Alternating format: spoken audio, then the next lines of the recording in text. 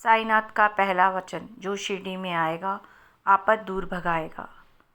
साईनाथ कहते हैं कि जो शिरडी में आ जाता है उसकी सब दुख परेशानियां हमेशा के लिए दूर हो जाती हैं। दूसरा वचन, चढ़े समाधि की सीढ़ी पर पैर तले दुख की पीढ़ी पर, अर्थात साईं बाबा की समाधि की सीढ़ी पर जो भी भक्त पैर रखते हैं उनके सारे दुखों का अंत हो जाता है। बस मन में हमेशा श्रद्धा का भाव होना चाहिए। तीसरा वचन, त्याग शरीर चला जाऊंगा भक्त हेतु दौड़ाऊंगा, अर्थात मैं भले ही शरीर में नहीं हूँ लेकिन जब भी मेरा कोई भक्त मुझे पग प्यार से पुकारेगा मैं दौड़ा चलाऊंगा और उसकी मदद करूंगा।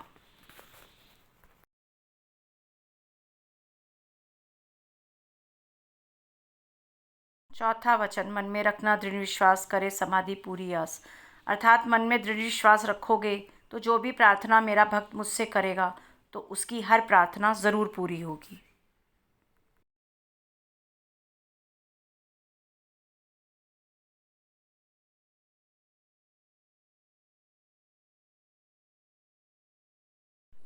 पांचवा वचन, अर्थात साईं बाबा कहते हैं कि मैं केवल शरीर नहीं हूँ, इसलिए हमेशा जीवित रहूँगा और कोई भी भक्त केवल अपनी भक्ति और प्रेम से ही मुझे अनुभव कर सकता है।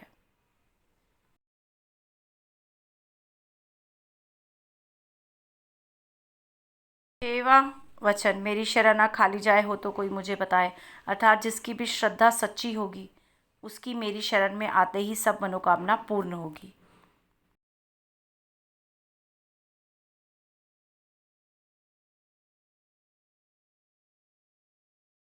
सातवां वचन, जैसा भाव रहा जिस जन का वैसा रूप हुआ मेरे मन का, अर्थात जो मुझे जिस भाव से देखता है मैं भी उसे वैसे ही भाव से देखता हूँ और उसी भाव से उसकी मनोकामना भी पूर्ण करता हूँ।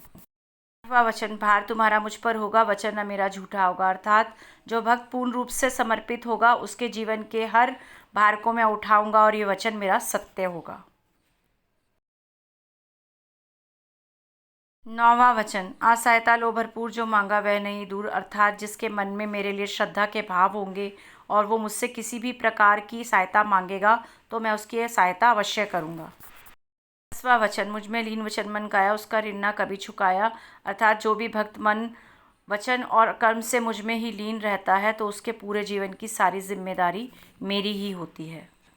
11वां वचन, अर्थ, धन्य धन्य वह भक्त अनन्य मेरी शरण तक जिसे नान्य, अर्थात मेरे वो भक्त धन्य हैं जो मेरी भक्ति में ही सदा लीन रहते हैं।